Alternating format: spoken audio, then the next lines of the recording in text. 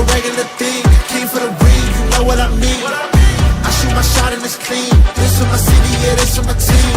If you talking, it's all to me nice. I play with all of my life. You see my name in the lights. Better get right, I'm a champion. This for my team. If you talking, it's all to me nice. I play with all of my life. You see my name in the lights. Better get right, I'm a champion.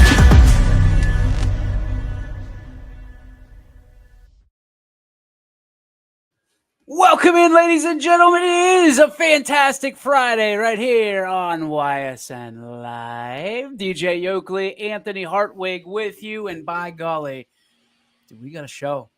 The program is going to be with us. Tom Siegfried, Bo Siegfried, Braden Gross, all joining us in the program. Pre-taped interviews thanks to Ty Bartell. So we'll have that for you as the program looks to defend its glory, its honor, and man, we're all rooting for him here on YSN.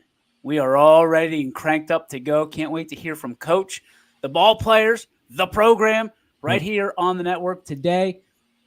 And Anthony, we had a night last night, buddy. We had a night. How was the fashion show? We're going to scrap the fashion show and we're going to call it Fashion Spectacular, okay? Because that's exactly what it was. That's exactly what it was. It was phenomenal. Hundreds and hundreds of people showed up for the Fashion Spectacular at the Eastwood Mall last night, put on by the Youngstown Clothing Company, Cafaro Foundation. And tell you what, man, there were more mascots than I've ever seen in my life. There were some incredible young people representing Youngstown Clothing Company, rocking some sweet shirts up and down the runway, right there in the center court at the Eastwood Mall. The crowd was electric. They gave away $8,500. Woo! $1,000 to third place, $2,500 to second place, and $5,000, Anthony, to first place. And congratulations to the Niles Red Dragons. Hey, Niles got it done. Showed up. Red Dragons showed up, and they were spitting fire last night. House of the Dragon. It was awesome. And I'll tell you what, the Newton Falls showed up. They got second place, and then Carter Mooney got third place. Yeah, it was a real something, dude. I've never been a part of anything like that before. It was very cool. Thanks to our friends at, again, the Eastwood Mall, Cafaro Foundation, and certainly, hey, Youngstown Clothing Company is legit, dude. They put on an incredible show for everybody. They gave those kids the shirts for showing up, hair and makeup done, all that stuff. I'm a sucker for mascots, that dude. You know how I like hanging out with mascots, and I just think it was cool that the mascots showed up, walking up and down the runway. That's cool. That's cool. We had a moment of silence for Springfield. Springfield last night. And I said it then, I mean it now more than ever. It was really cool. It's always unfortunate, right, that it has to happen. Mm-hmm. But it's always really cool in this area that when one community is down, every other community rallies around them. And it happened again last night.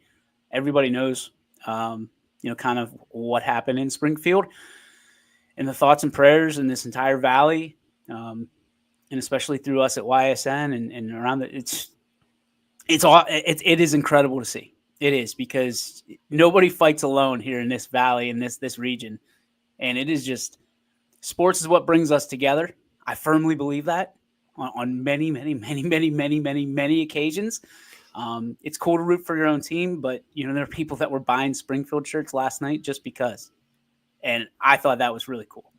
Yeah, there were countless school districts yesterday that either wore blue or wore orange and black for Springfield, and had that kind of event where they could show in solidarity how much they cared about their fellow school program.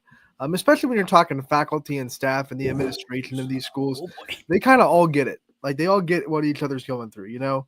It's almost like a forever kind of brother and sisterhood of people that get exactly what you're going through in a school system. So I tip the hat to all the schools that participated in that, as well as the fashion spectacular. Yeah, I thought you were going to slip up already. Nope, I got it. And I'll tell you what, it was just so cool to see people just and there was no sports going on, so it was kind of weird. It felt like a sports event, right? Mhm. I mean, I think that's why they brought yours truly in, because of the sports side of it. But like there was no sporting event, but it was a competition. Mhm. It was a hell of a competition. It was unbelievable because it came. I mean, it was toit. It was toit, very toit, like a toiger. It was Newton Falls. They were closest to us, but when we announced Newton Falls, they exploded. And I mean, it was like match at a gas station.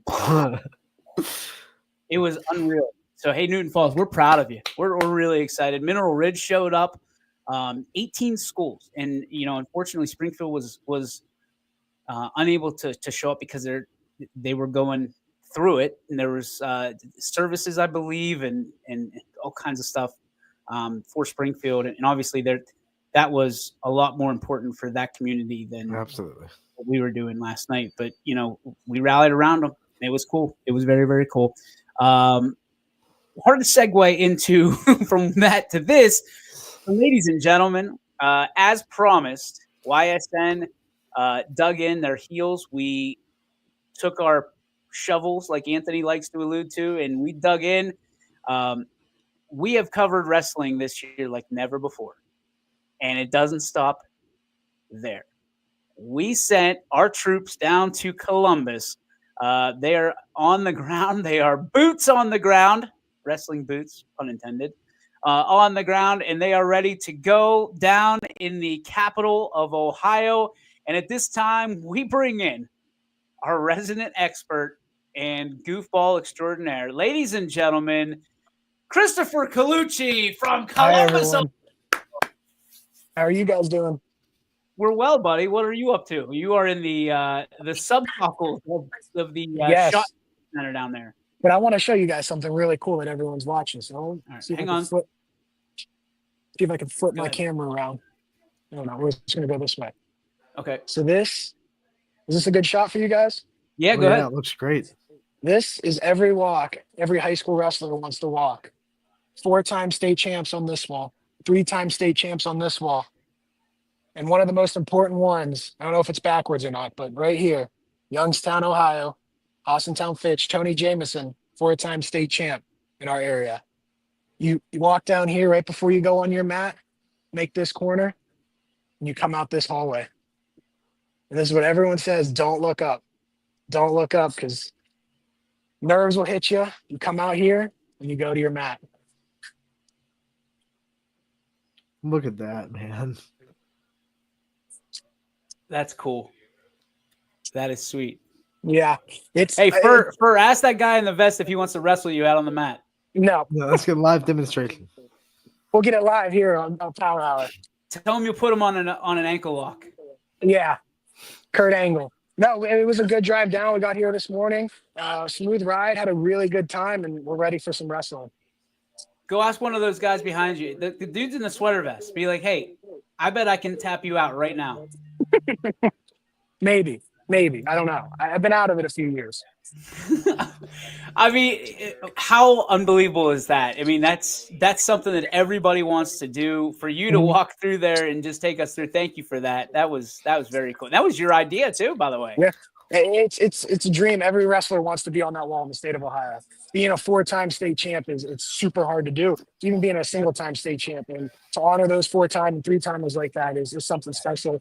Every wrestler gets goosebumps and the butterflies in your stomach when they walk through that tunnel. So for you've put a cheat sheet together for D2, D3, and the girls divisions. Give us kind of a synopsis for those who maybe haven't had to read that yet. What are you looking forward to most down there? Who are you looking forward to most watching them wrestle? And then who's going to bring down the gold? I actually made a mistake. Louisville moved up in the division. So they're Division 1. We have 4 Division 1 wrestlers. I didn't think we had any. We added 4 wrestlers today by my mistake. So I apologize to Louisville. But who I'm really excited to see, and I'm excited to see the girls. They got sanctioned 3 years ago. and they've really turned it on. And one specific is Ella Thomas. She's a 100-pounder, third placer last year. She could really make a run for the podium this year. In the boys' side, Braden Feister from Hoban. He's a machine. He's big, tall, athletic kid. Just got an offer from USC to play football. So excited to see that matches. Tyson Seasholtz from South Range. I got to represent my own school. So for sure, Tyson. Tyson took second last year. He took fourth his freshman year. Kind of didn't have the cards last year at the tournament, but this year he's determined. Got a really good draw coming into the tournaments.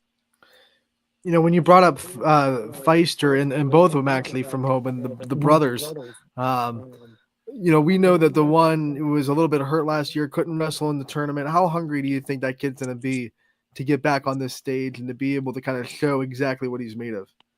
Yeah, he's super hungry. I don't get to see Hoban that much. I don't get to talk to them that much. I hope I get to talk to him down here.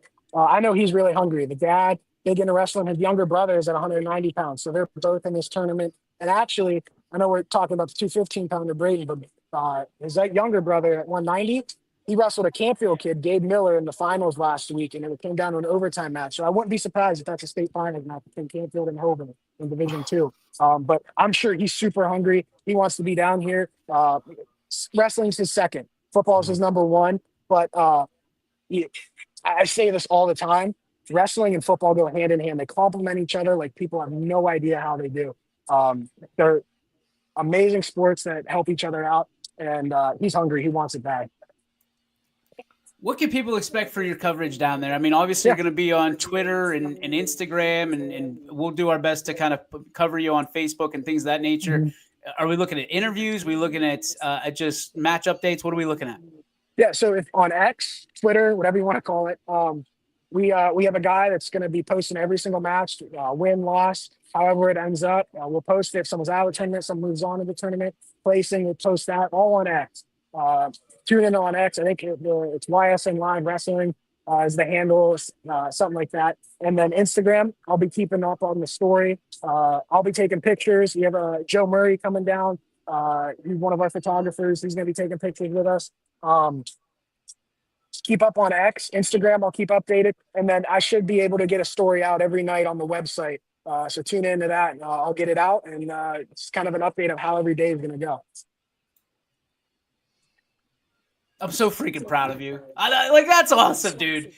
Look at you. You really and people really. You and Gary have really taken over wrestling in this area. Nobody covers it nearly. Like nobody holds a candle to what you guys have been able to do this year. Why is this so important to you? Why is this the gator closest to the boat and something that's closest to your heart? Yeah. So coming out of my senior year, wrestling didn't really have a lot of coverage. And I wanted to change that. And I knew I had a voice. I knew what I could do. YSN giving me so many opportunities that I'm so blessed for. And just to make these kids shine, because a lot of these kids aren't going to get attention that some kids deserve. Because wrestling's kind of a backseat sport. It pains me to say that, but it is. To put a spotlight on these kids, to show them out, to show, hey, they're at the biggest stage. I mean, this is the biggest stage in the state of Ohio for high school wrestling. Let's put a spotlight on them to show, hey, this is what you did, your accomplishments. Thank you so much. We're going to spotlight you. You know, you might call it a backseat sport, but I'll tell you what, when I see pictures from Columbus and I see this event that they have for state, no shade at Dayton, because I know they run a great state tournament for basketball, but there's nothing better than that. Like, just look at the backdrop. This Chris Colucci doing this interview. I mean, there's just nothing better than this atmosphere. And we were talking to Gary on Wednesday about there's no bad seat in the house because no matter where you go, you're going to get right in front of a wrestling mat that's going to have a really good matchup on it. So I don't think there's any better state championship atmosphere than wrestling. For where are you going to be sitting? Do you know? So I'll be moving around taking pictures. We have one of our guys is up top writing. This is the media press right here. This whole row right here. Okay. There's my finger. That's all media. That's where we all can sit and we cover the sports. I'll be on the floor most of the time taking pictures. That's where I'll be. I'll be moving around a lot. I'll get my steps in, that's for sure. On a scale of 1 to 10, how excited are you? I was pumped. I couldn't sleep last night. I was pumped up. I had to take melatonin to go to bed, which I never do. We're pumped for you, buddy. We're pumped Chris, for you. you're going to be doing a great job on the social medias covering all the wrestling, of course, but I also want some food ratings in your trip Oh, down to Columbus. We'll What's do the some food? food ratings. What's the food going to be? What's the eats down there? See, I don't know that yet. It's kind of like a spontaneous decision by the time we get out of here because these go late nights. Right. Wouldn't be surprised if we get out of here 10, 11 o'clock tonight. I know Ohio State will take care of us with food. They have a hospitality room in the back room area. They'll take care of us, but that's going to be a game time decision. I'll definitely come back on next week and let you know. Roosters is legit. That's Is some of the it? best wings you'll ever have. I'm telling you right now. All right. Check out Roosters. Get the wings. They're delicious. I had to break out the championship belt for you there for. It's waiting for you. I may need to come steal that next year to bring it down. Yeah. You're gonna have to Just wrestle me for it, pal. Just walk around with it on my waist. No offense, DJ. I think Fur would have that matchup. I think I don't he'd know. take the belt. I don't know. Hey, Myrtle Beach is coming up soon. We could maybe we could test it out. We'll see. All I'm saying is WrestleMania is going to be the same time as Myrtle Beach, and you're going to see a side of me that you haven't seen before there, fella, especially with John Cena being a bad guy. I may have the biggest headache of my life after WrestleMania. I don't know what the hell that means. I'll be screaming so much. When I scream a lot, I get bad headaches. Cody Rhodes versus John Cena. You're going to see Z Yokley get attitude adjustment. This is what I think is going to happen with WrestleMania. It's real quick. John Cena beats him. Okay? John Cena beats Cody, 17-time world champion.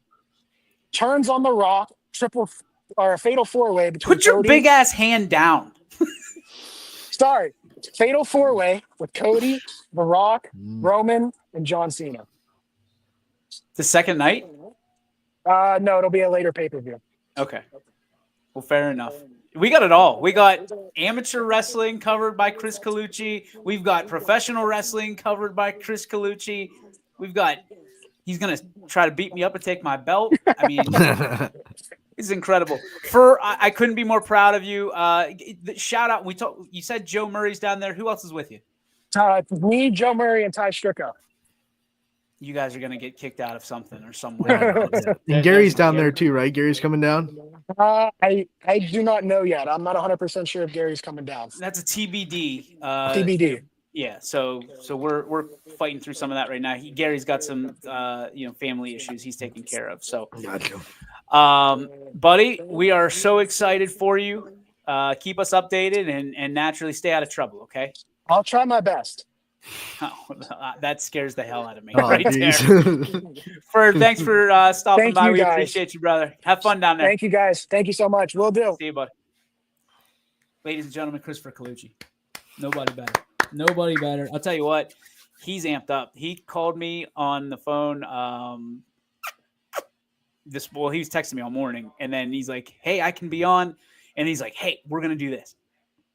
He's all in, Ant. Our guy, the guy that I knew we could get, a guy that I knew would just be so good for the sport, and does football and doesn't do basketball because he's doing the whole song and dance for wrestling, but he's already amped up and ready to do baseball. And I was like, well, let's go. So we're excited to send those three amigos down to Columbus, and Fur will be with me at Myrtle Beach. So it's going to be fun. But yeah, dude, what an incredible ride for these kids, these young men, these young ladies down to Columbus for States. Can you imagine walking through that tunnel? I got goosebumps just watching Fur walk us through that tunnel like that. Yeah, that's an intimidating tunnel, and Chris said, you can definitely get caught up in the lights a little bit if you look up and you realize what kind of stage you're on. That's a tunnel meant for greatness, and greatness is definitely there. Hey, look, there's Ty. Hi, Ty. Yes, WrestleMania watch party in Myrtle Beach, hands down. That's happening. Just don't get too excited and start wrestling each other. I don't want you guys to come back with a bunch of bruises and broken bones or anything. We're on the 8th floor, I believe, this year, so it's a long way down, buddy. People on the 7th floor, watch out. I'm afraid I've got some bad news. We also have, unfortunately, some bad news to report from last night. Canfield suffers a rough loss. Their season comes to a close, not the way we drew it up, not the way that we wanted it. It's so fun to watch. We're the Cardinals this year, and Coach V doing an incredible job with that team, the coaching staff, and those young men. They were outgunned last night, man. Watching it 1-1, great call from Ty, as always, at the Canton Memorial Fieldhouse. Watching it, Warrensville Heights had a clear advantage inside. They were doing all they wanted inside the paint, which is surprising because usually Canfield is the one that has a lot of dominance inside, but Warrensville Heights had some dudes in the post that could just do some work. But Canfield, they were always in it. They kept cutting that lead down to 3, 2, 1, and then Warrensville Heights would make a little run to get it back to 9 or 10. Then we'd go back down to 1, then it'd go back down to 10. It's like Canfield just couldn't make that one last burst to get back in front. So props to Warrensville Heights for always taking the punches that Canfield was throwing. It was a defensive game. It always is when Canfield plays. They like holding their teams down below 50. It was right at 50 this time. So when you're playing Canfield, the scoring is going to be at a premium. And unfortunately for the Cardinals, they just could not get enough of those stops last night against the Tigers. That's incredible that it's both programs that play like that. You know what I mean? In Canfield, for the boys and the girls, lockdown defense, they don't let you get to 50, or if they do, it's not much over it. I don't even know what question to ask from a standpoint, like, how do you do that, Anthony? How do you do that on both sides? Because we've seen it where the girls program's locked. Sorry about that. The girls program's locked down, and the boys program is just like a circus act. And they're putting up 80, 90 points a game. Well, you might be 1 year removed from Coach Collin, but his presence is still very much there in those players. And no one preaches defense quite like Coach Collin. And if you're coached by him, you're going to be a good defensive team. So I think his fingerprints are still very much on that basketball team. And you saw it with the defense they played on the boys' side. On the girls' side, I think it's just a consistent culture. I mean, Coach Reel has been there for he went there. He started in 10, so he's been there. I think this is his 14th season as the head coach at Canfield. If I'm wrong there, Coach Reel, I apologize. I think it's 14. My mental math might be a little bit off. But he's been there for a while is the point. So when you establish a philosophy of defense there, and they've always been a good defensive team when he's been the head coach, that kind of just trickles down too. So I think it starts at the top with the coaches that are there and the coaches that have been there that have kind of put that defensive mindset and culture into that program. That was impressive, buddy. It's some mental gymnastics right there from you, doing some backflips and pulling out of the years the coaches have been there. I have no chance. Like, we could play Jeopardy. I'm losing every single time. I'm lucky with Coach Reel because he coached at South Range while I was there. So I remember he left South Range my sophomore year, was his last year at the Raiders, then went on to coach Canfield after that. So I kind of like, okay, when was I a junior? That would have been 09, 010. So you do I think that's, if we go from 09 to 010 to 2024 to 25, what's that, 15 years? 14, 15 years, somewhere around there. We are very lucky tonight. Correct me if I'm wrong. We have all 3 games on tonight. We have Hoban, we have Louisville, and we have JFK. And they're all Louisville will be tomorrow at 1, but we do have tomorrow. all 3 games confirmed. Yes, JFK will be today at 7. Hoban's playing at 7 in Medina against Garfield Heights. JFK's got Cornerstone Christian. I believe Dom O'Brien will be in Barberton for that game, correct? Correct. So we'll have the JFK game live. Gary Leininger, I almost said Altizer because we were talking wrestling so long. Gary Leininger will be there in Barberton for the pictures from the Purple Palace down there, home of the Magic, and we're hoping some regional final magic happens for JFK. Did I see it right? They got a giant jumbotron at the top of their gym now? Yeah, I was there for volleyball, so they have that big kind of, it looks like the one at the Memorial Fieldhouse too. They have this kind of big 4-sided jumbotron rather than they used to have the drop down big box, almost like Crestview had, except a little bit bigger with little video boards. Right now they have like the four box jumbotron. That's sweet. That's pretty cool.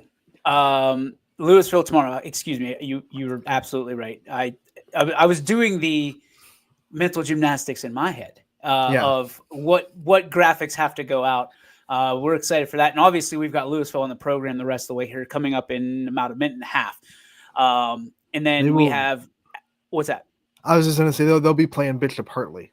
Yeah, Bishop Hartley. And then we have Archbishop Hoban tonight Ty is going to be at that game this evening. Got it sponsored. Oh, cool. Yeah, so we're excited to have that.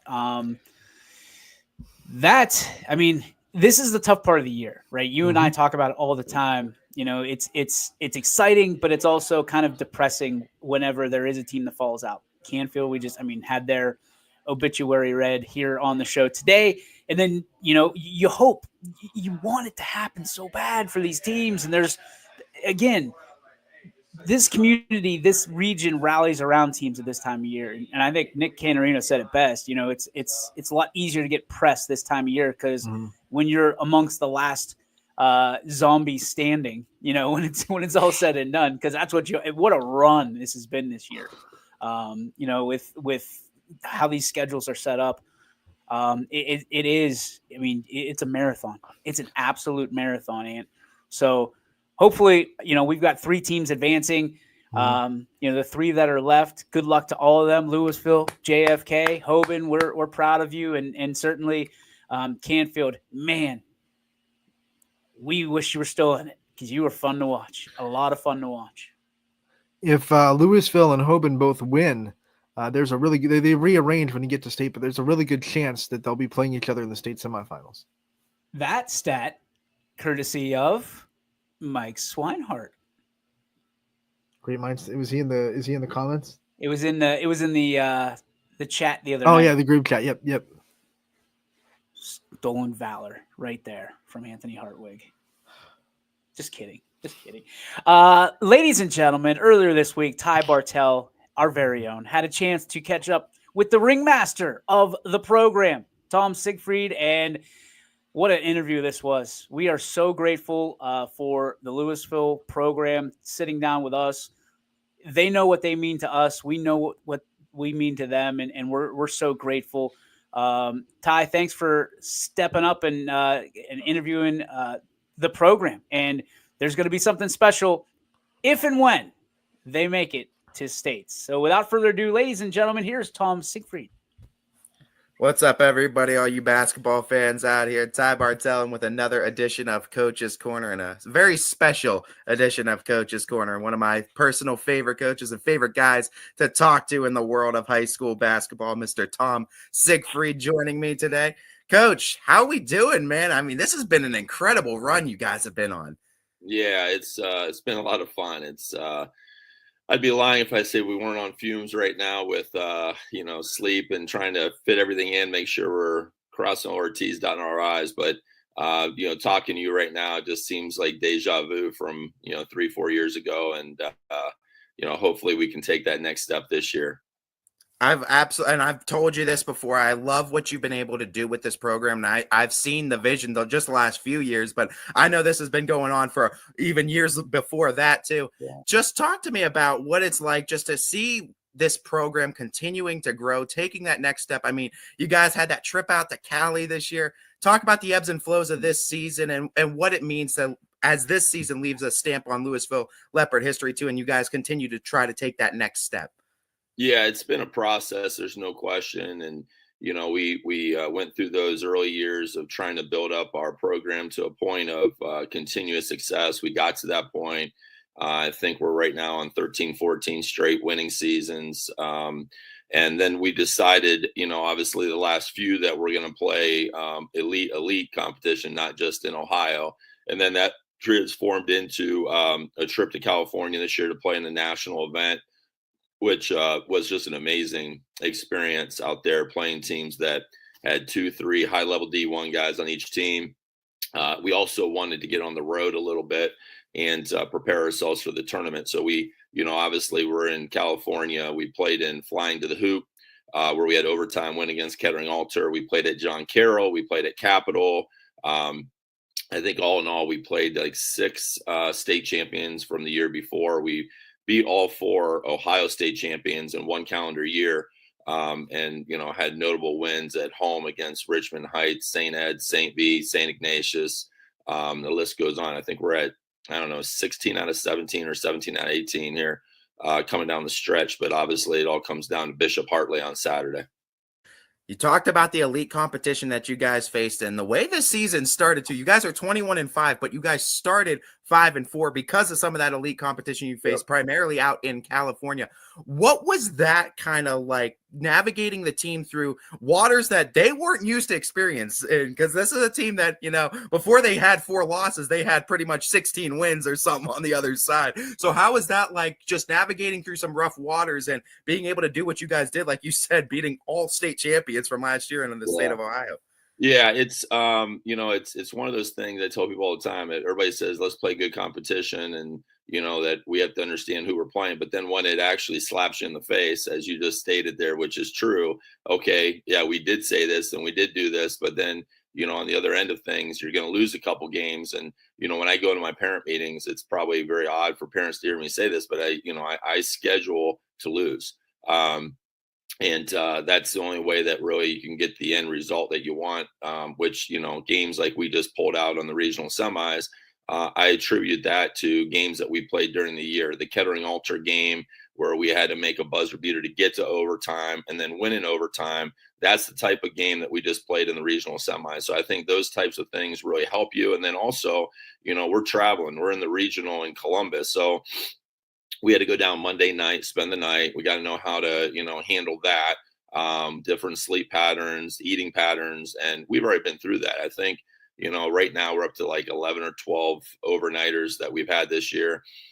So our kids are used to it. When we leave Friday after practice and, you know, we'll go down and spend the night in Columbus, we'll be used to it. And I don't have to worry about that part. We can just worry about the basketball part. You talked about this last game too, and I mean an overtime thriller. You guys have been battle tested all season with the competition. You said you were running on fumes, man. Just take me through your heart. How was that going for you throughout the game too? And how just talk about your boys just rising to the occasion once again. Yeah, it was surreal. They're a very good ball club. Columbus DeSales, I think they're the only team that's beat Reynoldsburg this year, which is a loaded D1 team. Very well coached. They got one of the best players in the state and PJ Knowles. So we knew going in, it was going to be one of those types of games, very, very similar to us as far as how they play. They have a lot of sets. They really, really make you defend, and you're not just going to, you know, accidentally win. So it was a battle, and you know, we held the lead the whole game, but you know, they just kept coming at us. We had a little bit of foul trouble with Bo in the third quarter. So we had to take him out for a while. Our other guys did a great job picking up the slack. And then once we got everybody on the same page in the fourth, we were able to put it away. But just our fans, the amount, I mean, we were probably 2/3 to 1/3 Louisville and Columbus, and, you know, DeSales, I don't know, probably 15 minutes down the road. But we were dominating that Taft Coliseum with our fans and our 6-man. And I don't expect anything other than that on Saturday as well. I love the support you get, that Louisville community. If you haven't been out there, folks, I mean, you need to see it. This community supports their team like no other. Your son, too, is one that I have to talk about because aside from being one of the most cleanest sharpshooters I've ever seen, too, from distance, he is, and I've seen a lot of good point guards, a lot of good passing point guards. He's definitely in that realm of one of the top in the entire state. When we talk about the love he has for the game, and I know that it's always been a dream for you to get this program to new heights and get it to where it's never seen before. And what was that like when he started getting in the program and your dreams kind of became his dreams and you guys were pushing towards the same goal on the same team? How was that? And how has that been for you? Yeah, it's been surreal. I mean, you have this vision of what it would look like ideally. You know, and you just never know if it's really attainable. There's obviously, you know, all kinds of things that can get in your way with that, you know, whether it's hard matchups or injuries or, you know, whatever. But to see him rise up and take it to another level, it's very rewarding because as a freshman, obviously, you know, he was a quasi starter, 6-man, and he got there and, you know, I just don't think you fully recognize how special it is when you do it in your first year. And then you get back, you know, as the leader, the floor general of the team, and to make 2 appearances to the Elite 8 in 4 years. Hopefully these seniors understand how special that is. And more than anything with Bo, you know, he's just a great teammate, a great leader. He's always tried to do what's right for the team. And that's where you see these large assist totals because he's going to make the right pass. The other night was a great example of it. started red hot. I think he had 10 points in like the first quarter. And then the rest of the game, I think he took maybe 1 or 2 shots because he realized at that point it was time to get other people involved. And he did that. And then Braden and Tate and Ashton and those guys, Devin Bailey, big shot, those guys stepped up and got the job done. So the overall connectiveness that this group of seniors has, led by Bo at the point guard position, is tremendous. And I view them all as my own sons. I've known them all since, 3rd, 4th grade. And it's just really special to be sharing these great moments with such great kids. It's kind of like just a melting pot of all the different groups of basketball teams you guys have there, from the youth all the way up to the high school, because you talk about these relationships with these guys and you've known them all since they were young too. Oh yeah. What is that like too? And how is it like for the high school boys too? I know we talked about the feeder programs before, and I know we talked about how important those youth programs are for the Leopards. But how is it just connecting those high school guys with the youth too? And what are those connections like? Do you see those connections continue to form at the level that they're at now too, in the year we're in now? Yeah, honestly, it's there's a vision there, but I didn't realize how big it was until recent. Obviously I go out and I spend tons of time with my 3rd through 6th grade travel teams. I think we have 12 or 13 of those now, more than anybody in the county, even though we're definitely not the biggest school in the county. And then our middle school programs are, our 8th grade won the league this year, just really doing well. And then, of course, we got our little dribblers, K through 2, that, I know most of them. But I think what really woke me up is over the last 3 to 4 weeks when we're going in and out of the gym, for games, even halftime, and kids are asking players, "Hey, will you sign my arm?" And I'm like, okay, maybe we need to have an autograph night. We don't need to be signing people's arms. So the other night we had after the district semi, we had an autograph night, and the boys were in the gym for probably 45 minutes with a steady line of kids. There had to be, 100, 150 kids just coming through, having things signed and looking up to them, taking pictures with them. And, it's obviously we have some good players skill wise, but these guys aren't going to the NBA. They're not even going high D1, anything like that. They just are great role models for what these kids can see themselves being in the future. And, it carries over and allows them to work hard in school. Our team GPA is like a 3.9. They see them volunteering, they see them doing the right things. And that's the connection that we talk about when we say the program. That's basically what we're dealing with here. It's youth, it's community, it's 6-man, it's staff, it's players, it's everyone, parents, that all go together to try to give us the best possible outcome each and every night. And if you don't have that, you're not giving yourself the best chance to win. It's got to make you proud that you coach so many high character athletes like that too, that focus not just on what they're doing on the court too, but focus on all aspects of life. Yeah, absolutely. They're great young men.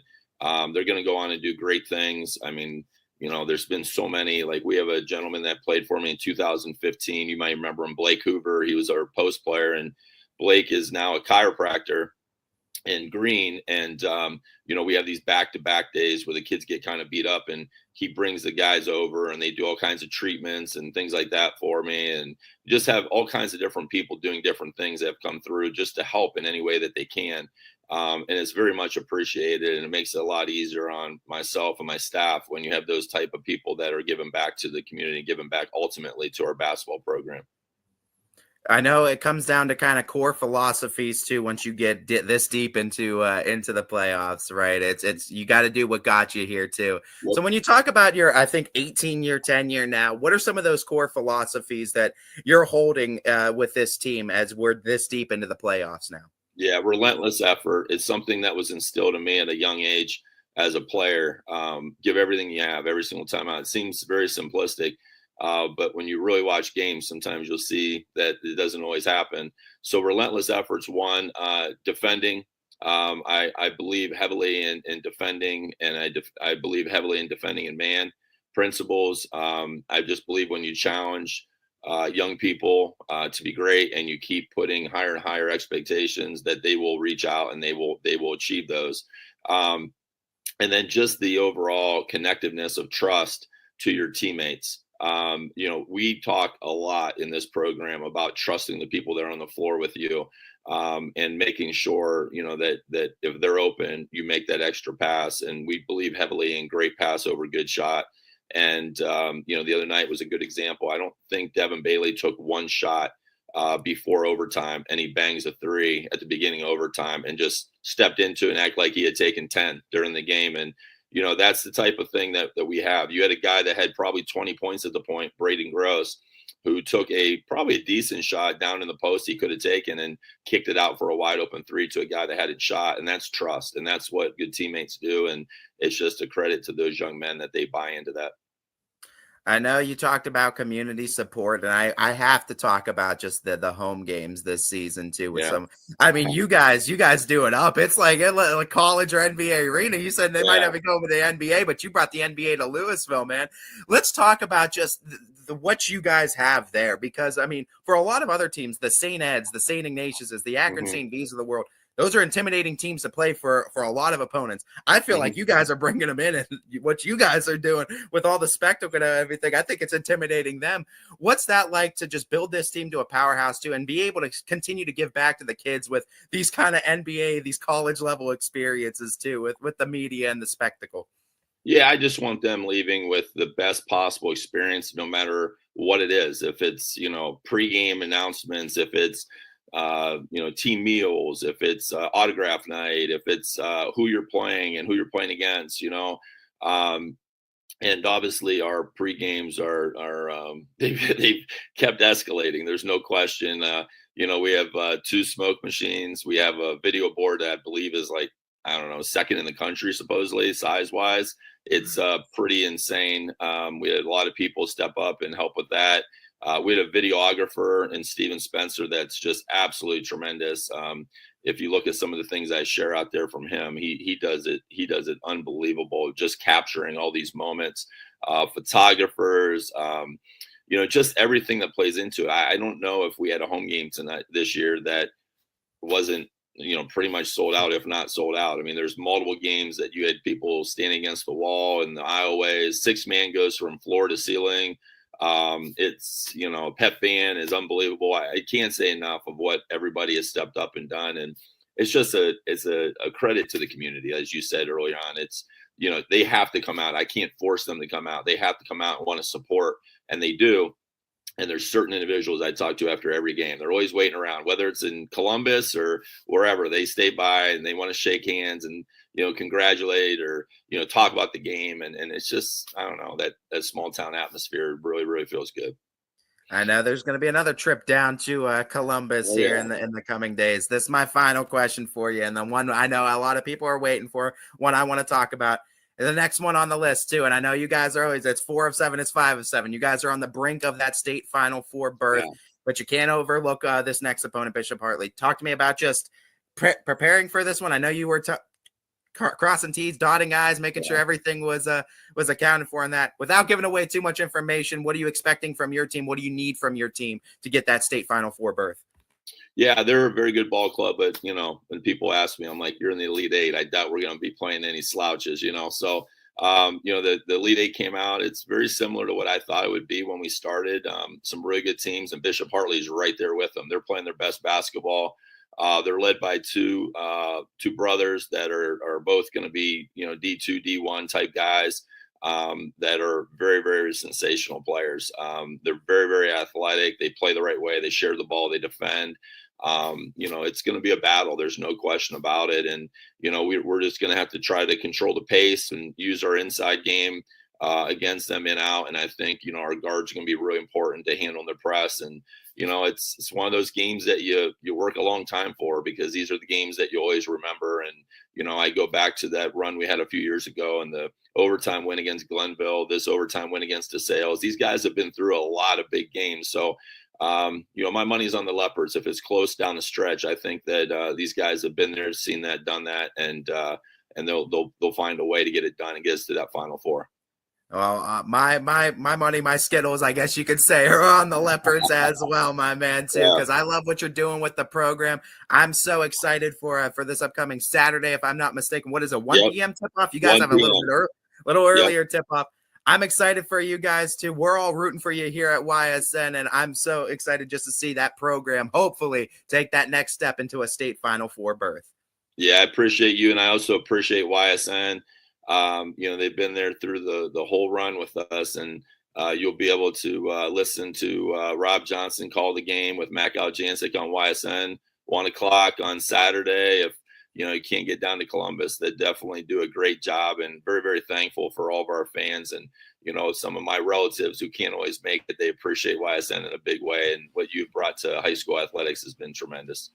Well, we appreciate you, Coach. We have all the love, same for you guys. And hey, Rob, let's get some bangs going on Saturday at 1 p.m. We need a couple of them on the left. Yeah, he likes the bang. He likes the bang. We love you guys too. Good luck on Saturday, Coach. We're all rooting for you back here at home. What's up, everybody? Ty Bartellon with another edition of Player Profile. This time we go to one of the best point guards into the entire state of Ohio, Mr. Bo Siegfried of the Louisville Leopards, joining me today. Bo, I know we've talked. It's been about a year since the last time we've chatted, and a lot has happened in that year too, but you guys are on the cusp of a state Final Four appearance. Talk to me about just the ebbs and flows of this season, being one of the leaders of this team, and what it's been like for you, too, leading this squad to one of the deepest runs it's been on. It's been everything for us. Obviously growing up in the program and my dad being the head coach, it's everything I've ever wanted. It's just going a deep playoff run my senior year, try to get to a state championship and win it. And, just with 7 other seniors on our team, it's just been nothing but happy and just greatness the entire season. Just everybody on our team just loves being together at all times, just a really tight bond group. And, it's just been nothing but awesome. You have a lot of seniors with you, but you yourself had to step into a leadership role as one of those seniors. What was that like for you? Did it kind of feel fish out of water for you, or did you feel like a fish in water right at home with it? Yeah, no, it felt normal for me. Obviously, being the coach's son, I always had to be a leader no matter what I was doing. And whether it's third grade travel ball or obviously being a senior right now, always want to make the right choices all the time, always be the leader on the floor, make sure everybody's together and nobody's arguing or whatever. And, that just makes a good team, is that everybody's just a connective group and everybody's on the same page at all times.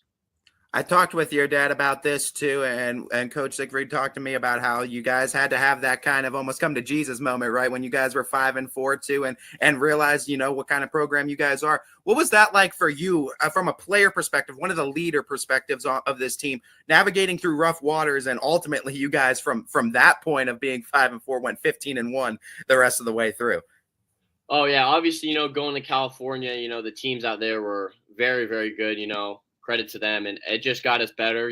Obviously we're not going to see certain teams like that in Ohio, so it obviously makes teams that we play look a lot slower, a lot not as big for some of our guys, and it just overall helped us. Even though we were 5-4, it didn't really feel like that. So I think obviously losing some of those games was the best thing that could have happened for us, and I don't think we'd be at where we're at right now.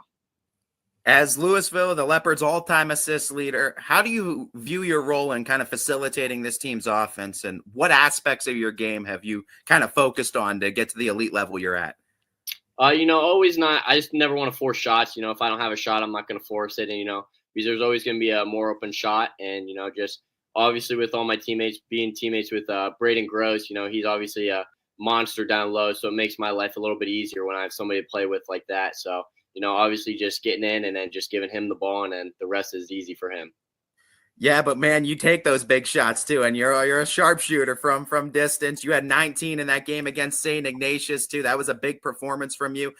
And when you need those crucial plays and you need those crucial shots, how do you kind of make those decisive plays while keeping your composure in the pressure cooking situations? Yeah, obviously everybody can take the last shot whenever on our team. All 5 players can shoot whenever they want, and obviously it just happened to be me. It had the hot hand in the fourth quarter and overtime in the St. Ignatius game, and just my teammates trusted me, and I had some open shots, and I knocked them down. So yeah, it's other than that, it's nothing else more, honestly. I just don't let the pressure get to my head too much. I've asked your dad about this one as well, too. I know it's always been a lifelong dream of his since he started coaching here to get this Leopards program to heights it's never been before, get to that state Final Four appearance, get to those state championships. When you got into high school, obviously that dream kind of became your dream as well too, and everyone started pushing the same, I guess, car forward. When you talk about that too, what has that dynamic been like too? And I know you grew up with the program, like you said, you were around it. What was it like for you to finally step into the varsity level too? And now you see yourself one step away from getting that program to the state Final Four. Yeah, no, it's been a dream come true, honestly. Just everybody, ever since such a young age, we've always wanted to win districts, and then we won districts our freshman year, and then it felt like after that, the only thing we wanted to go for was states, and finally we're getting another shot at it this year, and I think this is the team to do it, and just, we got to play our game, and I think we should be okay with that. For you personally, are practices kind of business as usual, or do you kind of mentally and physically prepare a little bit different with the challenge that's ahead? Practices are usually the same. Honestly, we take every team like we're going to play, no matter if it's Marlington, St. Ignatius, or a team out in California. We're going to play every game like it's going to be the state championship. We're going to prepare like it's going to be a state championship. We're going to have 2 or 3 days of preparation of going their offensive plays, what they run defensively, and then what their OBs are, and just everything with our assistant coaches, just make our lives a lot easier on the floor with a lot of the scouting and preparation that helps us. Well, you make the Leopards' life a lot easier on the floor as well with your passing prowess and your shooting ability. I have to talk about the shooting ability. You're shooting dang near 50% from three. I mean, it's incredible numbers that you have. What kind of training routines or kind of preparations do you have to kind of give you that kind of efficiency from distance too? How much work has gone into your 3-point shot? How do you prepare for it? Honestly, a lot of it is just confidence, a lot of self-talk. Obviously, if I miss 4 or 5, I'm going to shoot 4 or 5 more. And a lot of it just comes from that. Obviously, a lot of off-season work shooting on our shooting guns, which have been a lifesaver for our team. I think that's why we shoot the ball so well, because we try to get usually we'll shoot every day get about 100 to 200 shots in every day. So just little things like that just translate to the game and just make everybody's shooting ability a little bit easier. I love talking to both Siegfried just because the mindset, everything, it feels like you guys are always on the same page too. It's like talking to a younger Tom Siegfried right now. And I know that dynamic too. And I know there's a lot of the father-son coaching dynamics that exist throughout the sport of high school basketball. I see it all the time too. When you're balancing that dynamic of being both the coach's son and a team leader, it can be unique. How has that relationship influenced your approach to being a leader on and off the court? Obviously, he's always going to push me to be the best young man that I can be on and off the court. But, it's honestly helped having him as a coach, because it showed me what it takes to be a good leader and, always not, being best friends with somebody, but, and maybe not being the nicest of somebody. You got to push them because you know what they can do and that what they can do. And it's just going to be the best thing for them. And, it's always happy and it's always great to see them succeed in the end. I don't want to get too far past the game, but I do want to talk about life after high school because you have plans now. You have a commitment. For those who don't know, do your kind of ESPN announcement too and announce where you're going for the next level. I will be attending Ashland University to study business management. Talk to me just about the decision of going to Ashland too. What kind of made it feel like home for you, and also the career path too in business management. What kind of went into that decision? Yeah, no, Ashland, obviously we had a former player go there. Drew Noble was our all-time leading scorer here a while ago. And my dad always had a great connection with Coach Ellenwood at Ashland. And, when I went on my visit there, it always just felt like home. They had amazing food there, which was a bonus. So, but other than that, all the players just made me feel welcomed at home, just made me feel like one of their brothers. And business management, I have a little landscaping business in the summer. So I want to do something with that, maybe start my own business and after college and just figure out what to do from there. Look at you, man. Impressive. Entrepreneur out here too, all while doing it in the high school level. How do you find time for all of it, man? I know the GPA for the team is like 3.9, so I know your GPA has to be up there. How do you balance the schoolwork, the landscaping business, running a business and being almost a regional champion type basketball player? A lot of our stuff, we just try to get done in school, and all of our teachers are amazing. So they're a little lenient on us, especially the basketball team. So they always help us out with our grades and everything like that. So it's just been a blessing here at Louisville with them. But, everything else just kind of mowing in the summer and just, making a schedule every day of what I need to get done and, getting it done. And that's just the best thing for me. For you, man, when you have all this kind of commitment like this, it's got to take a tremendous amount of discipline, I imagine. And there's got to be days, and you can't say that there isn't. There's got to be days where you wake up and you're gonna be like, man, I really don't want to go out and do this, or this does not feel like the move today. How do you battle through it? How do you stay disciplined and stay focused on the bigger goal? Honestly, I always wake up, I always look at my dad in the summer, he's always going to work at 7 a.m. He does decks and fences, he always motivates me, that if I want something in life, that I need to go get it. And, I can't just sit around and just be lazy all day. So I need to get up and, get my butt to work, just do everything that I need to get done in my life. So, it makes life easier in the end. Has it made life easier for you? That kind of worker's mentality, that kind of blue collar mentality, has it made life easier for you to this point? Oh, 100%. Yeah. It makes my life a lot easier, because I don't procrastinate as much, just getting things done when I need to get them done just help me tremendously throughout my life. And, just not pushing things off to the side and just doing it right then and there. When we talk about you and your commitment now to Ashland too, I want to go back to that real quick. When you look at it from the coach's perspective and a coach that you're looking for, I mean, you've been coached under your dad for the last 4 years too. What are some of those qualities you look for in a coach, in a mentor, in a leader for a team? What is something that you want to see from your coaches when you were going through the college visits, when you were looking around? I mainly just wanted to see a coach that would care about me more than just basketball, wanted to help me outside of college, wanted to see me grow as not just a young man, but as have a wife and kids. And, I want to invite him to my wedding and stuff like that. And just be a great mentor to me and just push me to my limits and, want to see me grow as a person. So that was just the biggest thing for me. A family atmosphere, sort of like what you guys are doing over there with the Louisville Leopards too, through and through that entire community.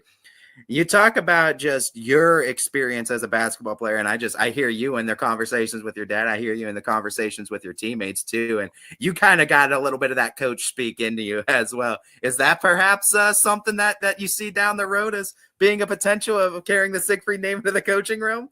Maybe. We've talked about it before, but he's always talked about if I've ever coached, he'd probably want to be my assistant. So I'd have the power this time, not him. So Yeah. that'd probably be awesome. So yeah.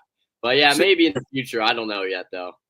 Changing some things up too. But you talked about having that opportunity. You're going to be being able to play at the next level too. And that's always a tremendous opportunity. I think only 7% of high school athletes even get that opportunity. How exciting is that for you? And how, I guess, stress relieving was that for you going into this season, kind of knowing, okay, I got my next few years kind of planned out ahead of me? Yeah, no, it's a big stress reliever. I think you can probably go for me and BG, but just we don't have anything to worry about throughout the season. We can just play our game, and no matter what, win or lose, we're going out there and having fun with our teammates, and just remembering every moment our senior year, which is the biggest year of our lives. And it's just been nothing but the best this year, especially with 8 seniors that we have. We're just such a tight knit group, and it's been a huge stress reliever, not just getting my decision out of the way early. So it's been great. One player brought this up to me on the kind of routines he had and what he worked on year in and year out from freshman to senior year. And I kind of love it. I loved it. And I wanted to take it and apply it to other players. So going from freshman year to senior year, what was kind of the year by year strategy for aspects of your game that you wanted to work on and improve on? And have you seen it turn out for you?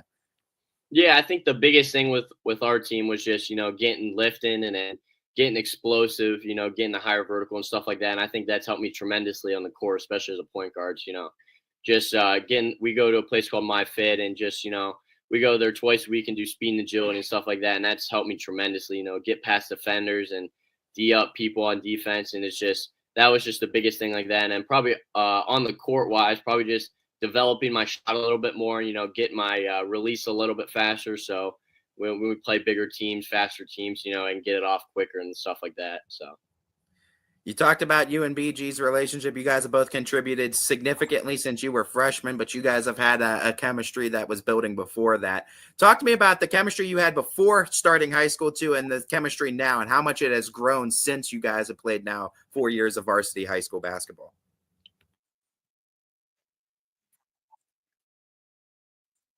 Yeah, no, BG and I we've been playing travel baseball in AAU since we've probably been in about 4th, 5th grade. So we've known each other forever. So we've always had a tight relationship. And then after when he came over here freshman year from Jackson, it's just been nothing but great. You know, obviously I love playing with him, and I can tell him, you know, hey, swing the rock, or he can tell me, hey, swing the rock, or if I see something that he doesn't see, I can tell him that. Or same goes with him. You know, we always say things to each other throughout the course of the game, and it's always just been great playing with him. You know, just nothing but awesome. So.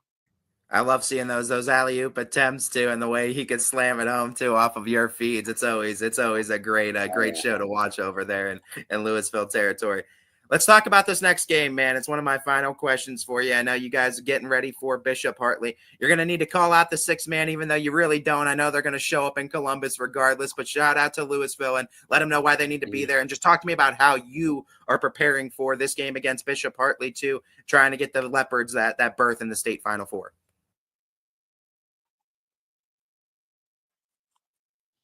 Yeah, no, obviously the Louisville program is going to show up there. You know, we have a great community here, and they always have supported us tremendously throughout these past 4 years, and which has been nothing but grateful for us. But yeah, no, going in for Saturday, you know, obviously they got two pretty good guys on their team. You know, obviously we want to stop the drive and stuff like that. But honestly, we just need to play our game. You know, listen to our coaches, listen to the scout, and just D up. Honestly, D up is just the biggest thing in boxing out. Is that offensively, I think everything will handle itself, and I think we're going to get it done.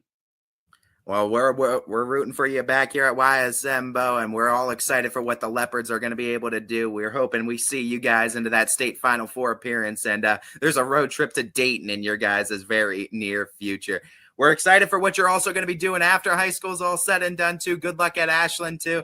And with any luck, we'll be talking to you again real soon, Bo. Thank you. Welcome in, everybody, to another edition of Player Profile. This time I got the Duke of Dunking from Louisville, Ohio, the Leopards, Braden Gross, joining me today. Braden, how we doing, my man? Good, how are you? I'm not doing too bad. BG, they like to call you on the court, man, but I just like to call you a menace because what you're able to do, slamming and brutalizing that rim.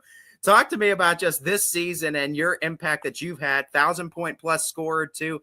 You were able to achieve that this year. What has it been like? What has the ebbs and flows of this year been like? And what's the ride been like for you so far?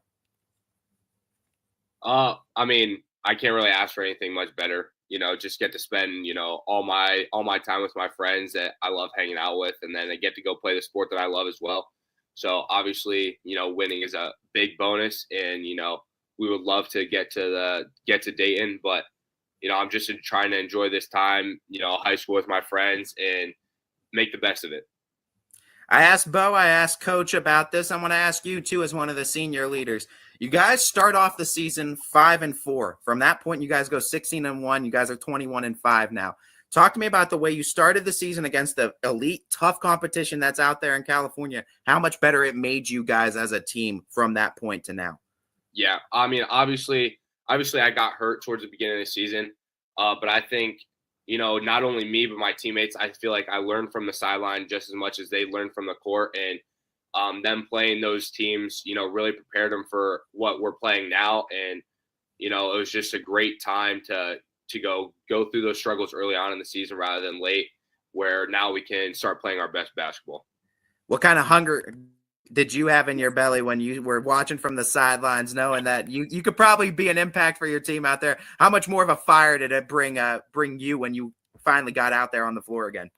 Yeah, I mean, obviously a great deal. You know, I love being out there. I love competing. I love winning. So to watch those games, you know, where they have, you know, multiple D1 guys, and to know that I can't really contribute in the way that I normally do was obviously frustrating, but I know I trusted my team to go out there and do the best they could. And honestly, the other teams had, you know, great players, and, you know, we did our best, and it just didn't work out.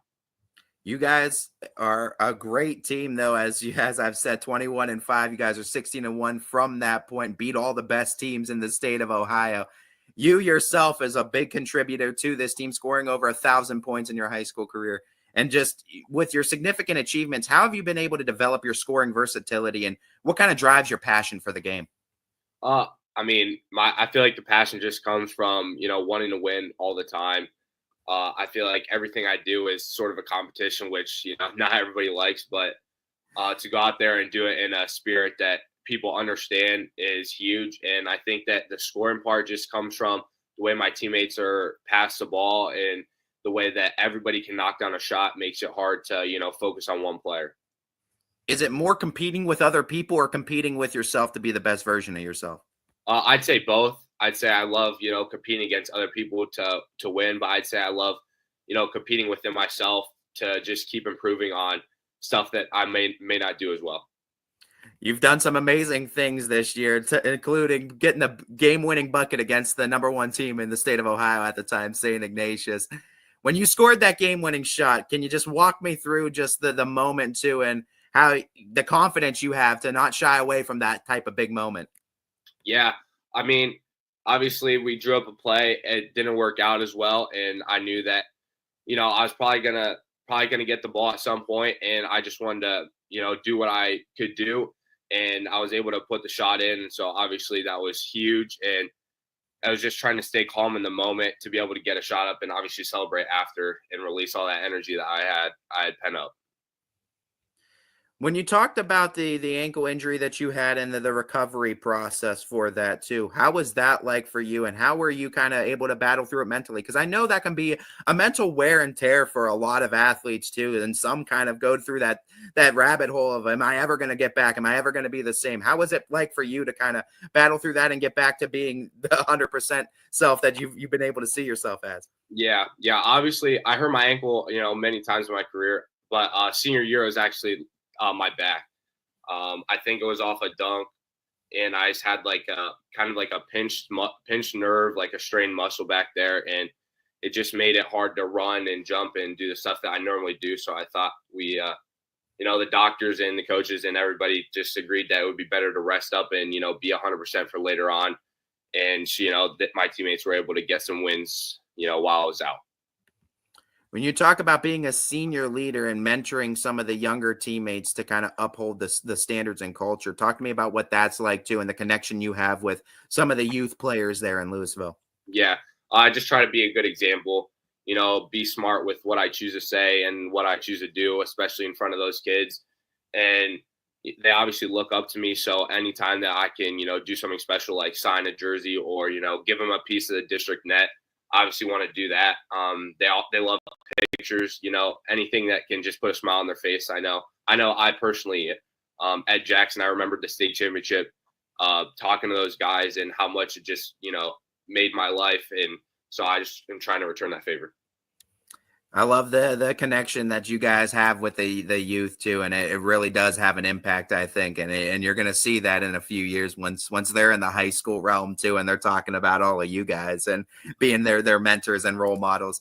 Who were some of yours when you were growing up too that you were kind of looking up to and you were trying to emulate? Obviously, parents is always the number one answer. I'd also say my coaches throughout middle school. I still talk to them decently. They came to my college signing, and then obviously Jackson won the state championship, so obviously I looked up to Kyle Young, who went to Ohio State, and that was just something that I wanted to do for these guys.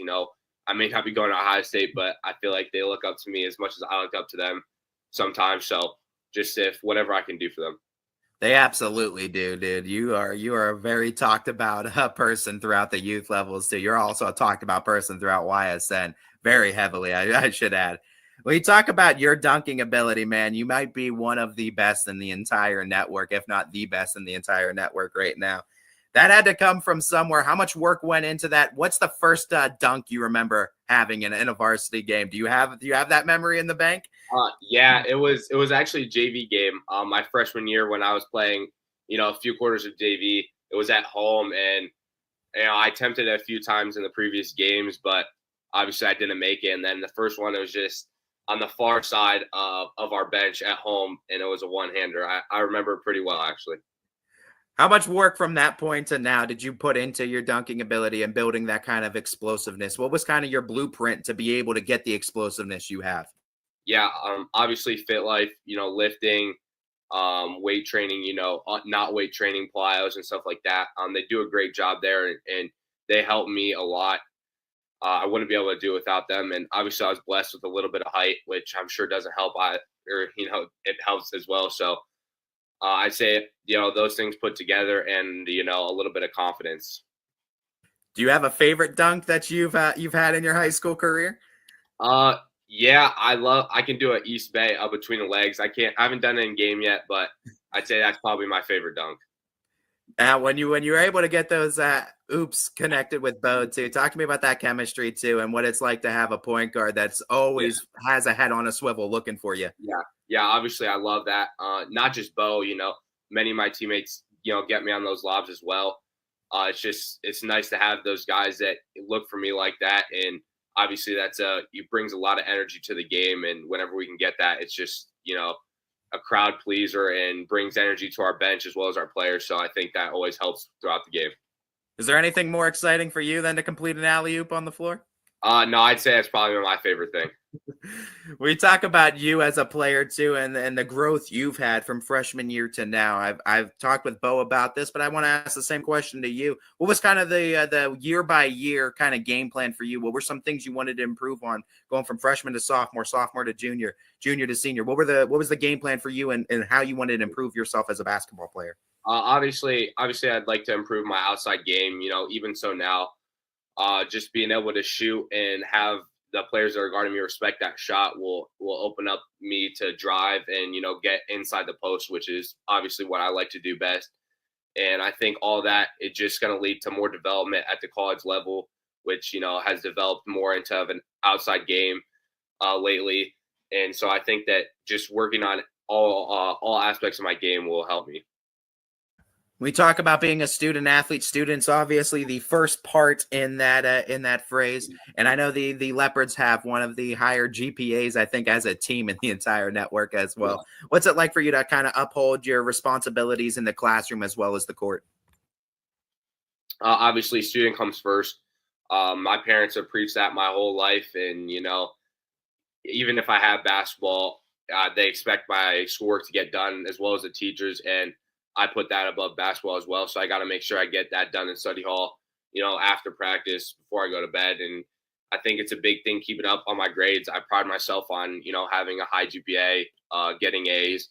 And so I'd say, you know, a success in the classroom is a win as well as like a win on the court.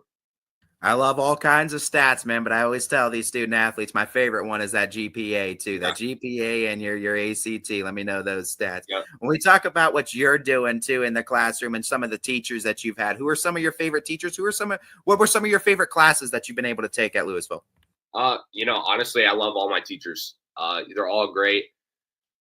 Throughout the years, I've had a few favorites here and there, but, you know, I try not to pick because I wouldn't like that if they didn't pick me as their favorite student, you know?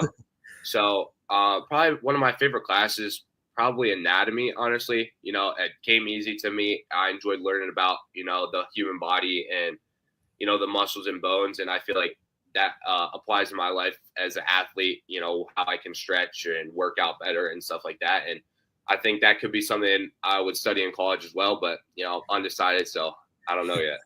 Braden Gross be like, you bring the whole teaching department out for teacher appreciation night. Yeah. I want them all around me. Yep. I love it. You talked about being undecided for the future, but when you talk about that college search and kind of finding that right fit for you, what are some qualities you're looking for in a university, in a coach? Yeah. Obviously, a lot of schools are similar in, you know, what majors they offer. And me being undecided, you know, didn't play a huge part in my decision. I'd say coaches did play a huge part. And, you know, Walsh, Coach Young over there, you know, we had a lot of conversations. I've known him. I've known him for a while now, and, you know, just being able to talk to him about stuff already before I'm even there, and, you know, what he has planned for me for the future. I think that, you know, we just agreed on, you know, what would be best, and he had my best interests at heart. So I obviously chose to go to Walsh. Yep. And I mean, you talk about Walsh University being your home for the next 4 years. What was that like for you and your perspective, kind of starting your senior year, knowing where college was going to take you and having that kind of mapped out? Yeah. I mean, that was my goal. As soon as I started getting a few college interests, some offers, I kind of had it planned out that I wanted to decide before my season started. Obviously, I didn't want to have to go through the stress and pressure of deciding and, throughout the year. So I just wanted to get that out of the way and be able to focus on my teammates and, getting to Dayton. Coach Young, Coach Siegfried, both really great coaches that, you're going to have the opportunity to be under both of their tutelage. Both of them are great for many different reasons, and for many different players, it's a different perspective of why they're great. What do you think makes a great coach, and what makes them in particularly great for you? I think being able to, have a good, off the court relationship, friends, coaches, a good relationship off the court. And I think a different relationship on the court, being able to criticize, critique, make me a better player. I really like that, being able to do that on the court, and then, forgetting about what happened on the court, off the court, If you were to kind of take a time machine back into youth level Braden Gross right now, or middle school Braden Gross, what's some advice you'd give to him? Don't worry about the stuff you can't control. I feel like, it's a simple thing, but I find out a lot of times that I and other people worry about stuff that they can't control, and causes a lot of, stress that isn't needed. So, to go back in, if I get, a bad grade on a test or in a class or something like that, just to know that maybe next time I need to study more and, forget about it and move on. A little fun question for you. If you were to take any skill from any NBA player currently playing right now, what's that skill and why?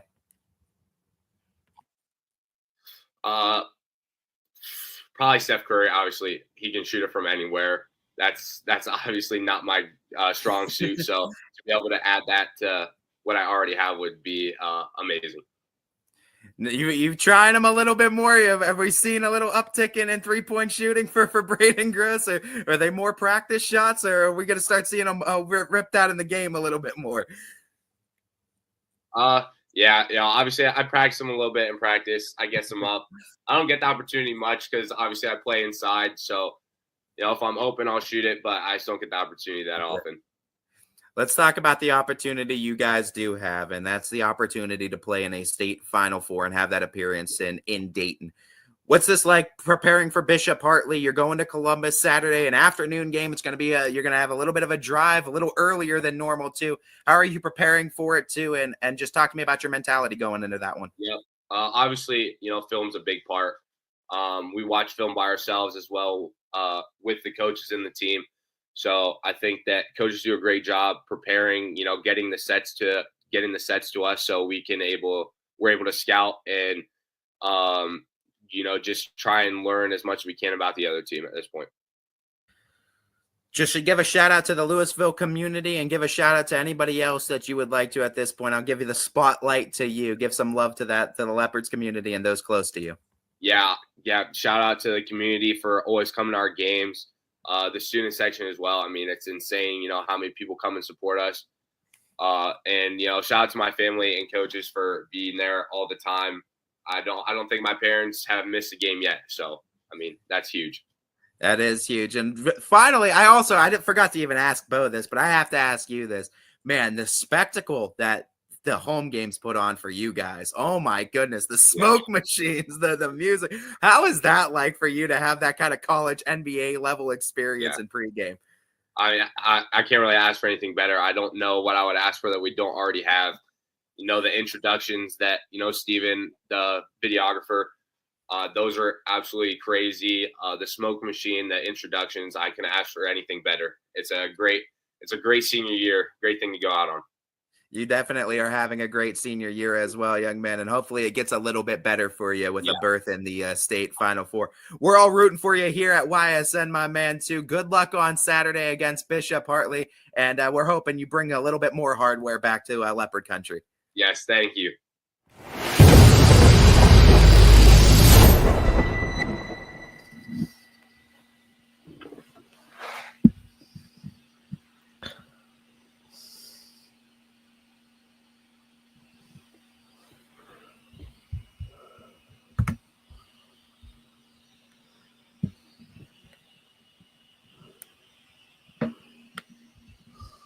Stop touching it. No, I was trying to do it for you because you came back still muted. And I was like, I'll do it for him. And then it told me that I can't do it because you're muted on your own end. So I was like, okay. What is happening? Yeah. I was just Thanks trying to Ty. to have your back. No, I appreciate you, buddy. Thanks to Ty Bartel for doing those interviews. Thanks to Tom Siegfried, Bo Siegfried, and Braden Gross for stepping in. And what great interviews! Great interviews, great questions, incredible answers. Hats off to you, Ty. Honestly, like that's my spark today. What a job that Ty did to get those in kind of the midnight hour before they go on to the regional finals to just kind of take it upon himself to jump on those interviews and get really good conversations with all three of those guys. So that's kind of my spark for the day too. I mean, I know you did the Joe Dickey Electric Spark right before we came back, but that was an awesome job. I think that those were some of the best interviews that Ty's done this season. I mean, he's always doing good ones, but I was really entertained by those questions that he brought out for those guys, and then the answers that they were able to give back.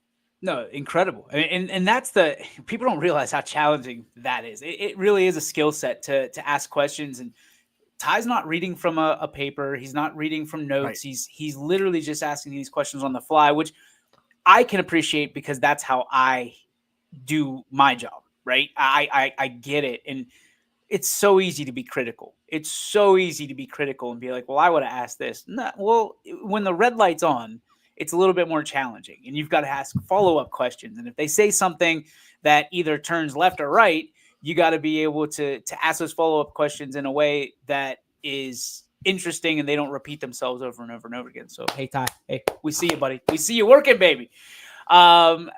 Anthony, I was going to do something a little different today since it is Friday. Let's change it up a little bit. I wanted to do our Joe Dickey Electric What's Your Spark? Presented by Joe Dickey Electric. They are everything electrical. You can visit them on the web 24/7, 365 at DickeyElectric.com. I almost got it in one breath.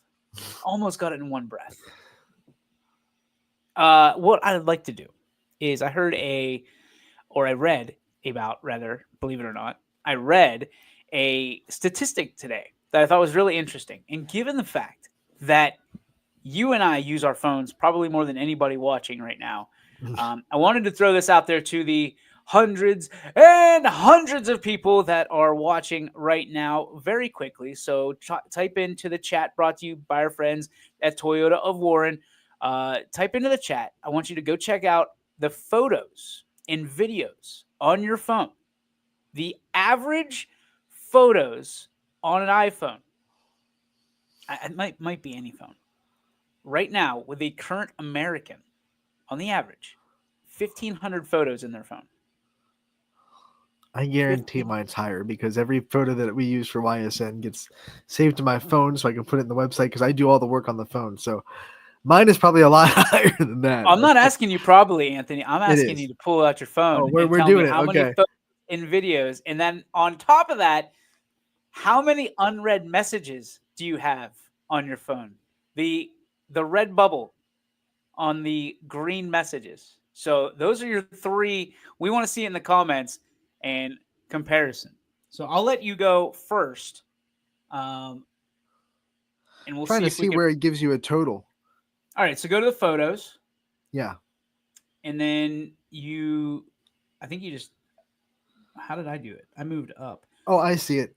I am at 18,972 items in my library. 18,000. Does that include videos? Yes, because the library is photos and videos, so it's on all 18,972. So almost 1,900. 5,489 videos alone, and I have stand by. This is not going to be pretty. How did I do it? There it was. I messed it up. 29,093 photos. Whew. I have two children. I want to know how many people have that amount. The average amount is 1,500 in your phone. I only have 587 videos. Do you erase them? I keep all the post-game interviews for a season, but then once the season is over, I go and delete all the post-game interviews that we've done. So like the volleyball ones aren't on there anymore, but the basketball ones are still on there for the whole season. I So have those are the all only of them. things I delete. So all the post game interviews that I do on my phone are still on there for the season. I have every video I think I've ever taken since I've had an iPhone on my iPhone because I just keep buying more storage when Right. I need it, and I buy the maximum iPhone. You know, like so I've got like a 2 gig or 2 terabyte iPhone. Second part of the question was how many unread messages do you have in your phone? Now I'm kind of weird. I don't like the little red numbers, so I try to get rid of those. So right now I have one unread message because Chris Sigler texted me while we were listening to those interviews. So I do have one unread message, but I have 20 voicemails. So I still have 20 voicemails, and emails right now I have 24 emails that are unread. So See that? that is oh my. Like I wouldn't even know how to go through that. I'd just be like, "Well, you're not getting a hold of me. Sorry, buddy." So It is so challenging. Like it got to a point. It used to give me such such anxiety. It was, and then it just becomes, hey, you get a hold of me, and I try to get back to you. Sometimes I make it through. Sometimes you don't. There's 472 of you. so God bless. here's the big question: 472. Like, what's the? I mean, I don't know if you want to scroll through it, but what do you know when the last unread message is? So how long that 472 took to get to that number? I'm getting text messages. Obviously, today's game day. So I'm Right. getting a ton of text messages from fans and people that want to watch JFK and watch Hoban. And then tomorrow we want to make sure that we're watching Louisville. I got a text from just now from people I don't know. It's crazy. And there's Chris Sigler. So Where do these people keep getting your number? that's the question, man. Like it's out there, and my favorite are the people that call and they're like, "Is this YSN?" I'm like, "Kind of." Kinda. What can I help you with? We're very fortunate, you know, and I'm very blessed and honored that people do rely on us. I guess that's the blessing and the curse, Yes. right? We get yelled at, but we also are, if we have people that are saying, if it weren't for you, I wouldn't be able to watch my son, who I haven't missed a game for the last 4 years. Like that's the stuff that kind of makes you well up a little bit. Yep. You know what I mean? Because then you go, oh, what we're doing is making a huge effect and having a huge effect for people in their communities. Because we talked about it a little bit earlier this week. These programs, I mean, you look at Louisville, you look at all these programs are some people's just almost religion. Mhm. I dare I say during the Lenten season, it's true. I mean, I think high school sports, I mean, we talked about Massillon and Hoban. Right. We've talked about, Springfield, South Range, these rivalries, but you talk about, go to Louisville and look at like the Wendy's that paints itself blue during seasons like this. Right. And it has that old school feel. And I guess you were kind of on the way out of it, but South Range still has that communal feel to it. We went through a phase here in the high school, just I guess when social media kind of took off, Mhm. that it wasn't cool necessarily to be spirited about your school. And you went away from the Friday night football games being the spot to be, and going to dances and things like that where you can just pick up your phone and be accessible 24/7, 365. And I think we're on the boomerang. I think we're on the comeback, Anthony. I'm seeing a trend of people throwing away their phones, legit. Like, and we know how it goes here in this country. When celebrities start doing something, people follow naturally.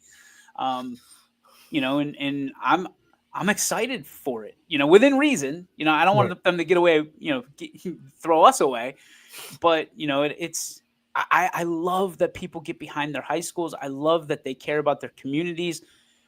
With the goal in mind here at YSN was there's so many people that move away from their hometown. They have no idea what's going on, Right. with the team that they graduated from, and now they do. And, I know Louisville is going to put up numbers tomorrow. I know they're going to put up, like they go on the network, especially as of late.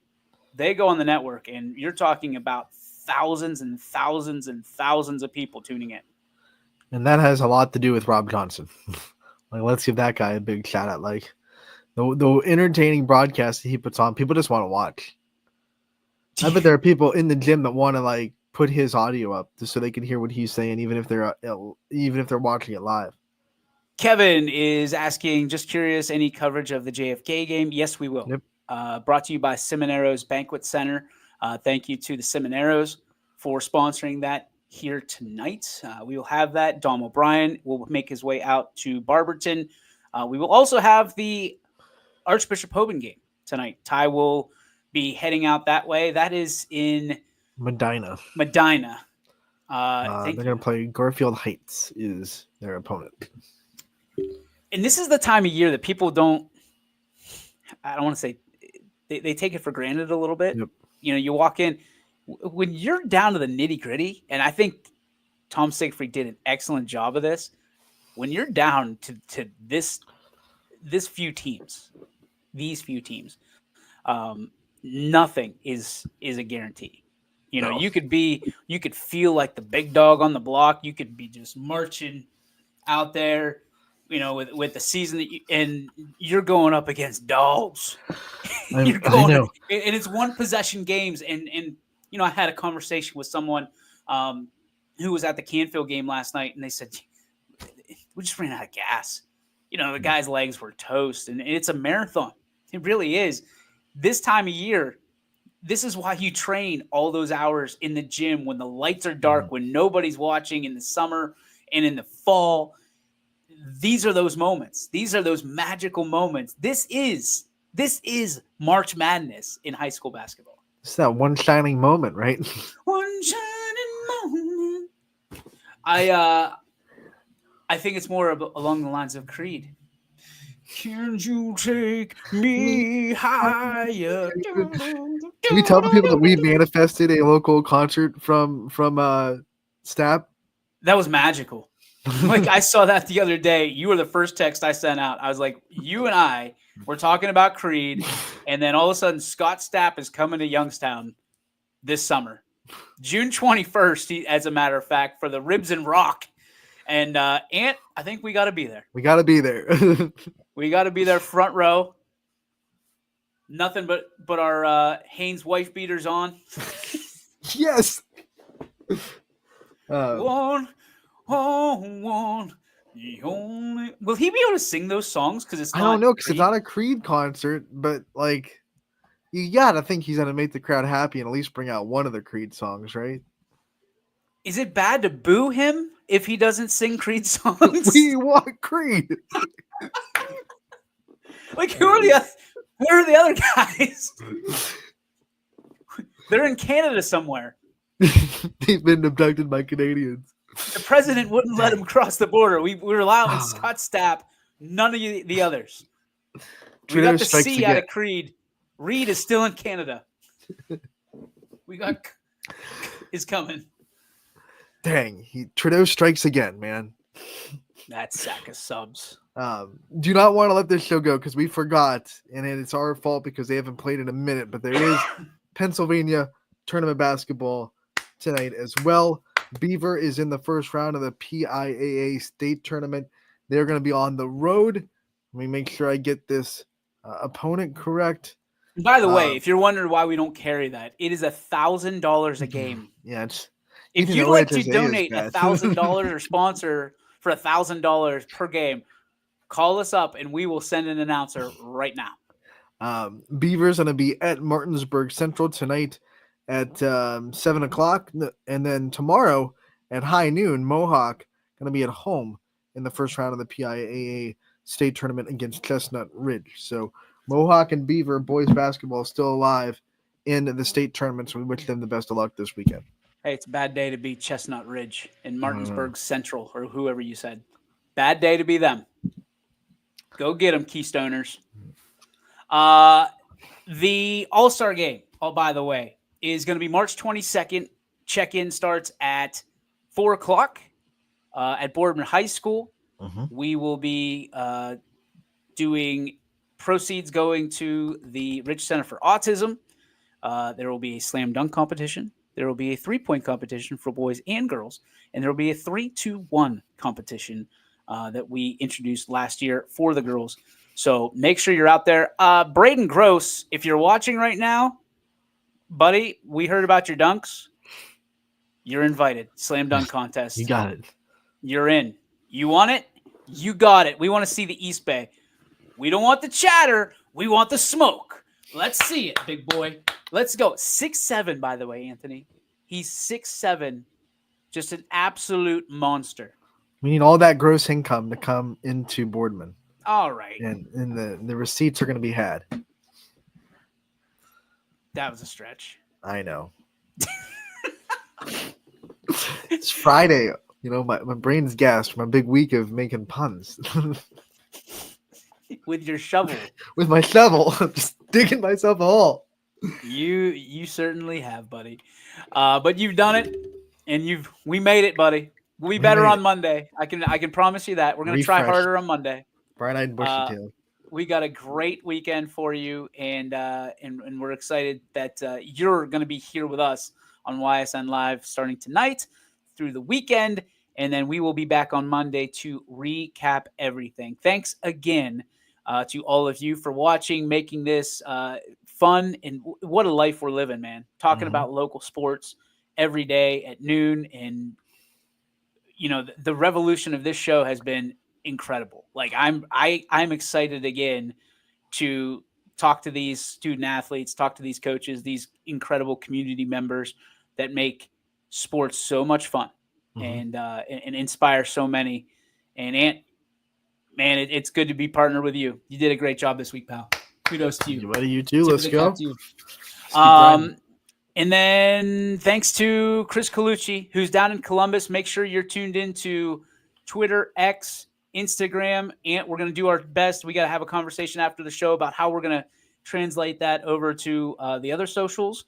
But that's neither here nor there. Thanks to the Louisville team, Coach Siegfried, Bo Siegfried, Braden Gross for stopping by today. And best of luck tomorrow. We appreciate you. Best of luck to Hoban tonight, to JFK tonight. Make sure you're watching these games and supporting these kids however you can if you can't make it out to the game personally. That's going to do it for our show. We will do our best to do better this weekend and as we get back here at noon on Monday. For Anthony Twiggy Hartwig, my name is DJ. Have a great weekend. We will see you next time right here on the YSN Live podcast. YSN thanks you for watching this presentation of Your Sports Network. For stories, stats, and more, go to ysnlive.com.